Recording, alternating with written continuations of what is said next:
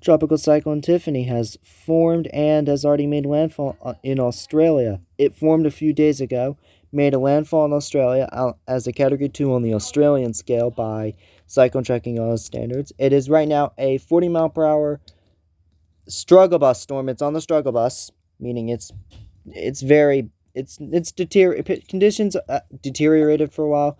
It's going to be entering the Gulf of Carpentaria, currently moving west at 60 miles per hour, located around 14.8 degrees south, 141.4 degrees east.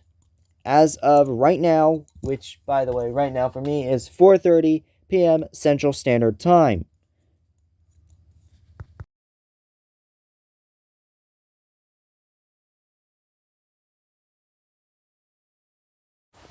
The weather severity code is back. I remember I revealed this last year earlier than intended, and last year I had to reveal it early because of the fact that we were going to get some severe weather. Unfortunately for me, that meant my state was railed by tornadoes, and it literally happened. We're at code orange right now. Let's take another look at the satellite imagery for a little bit here, because Tiffany is, well, a cyclone, of course, meaning the Australian region, they've got their own thing.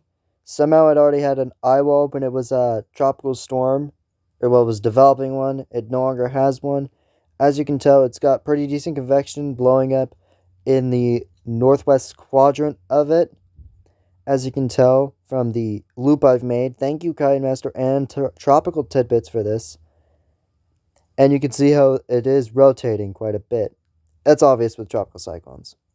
Here's the infrared on the other hand, and the index is on the right if you want to know how cold the cloud tops are. And like the pinks, I believe they're like minus 90s in there as well. The like minus 90s in the northwest quadrant is where it's blowing up the most. And it's been dealing with a lot of problems. And you can probably tell since there's no convection on any of the other three quadrants, for the most part. So, yeah.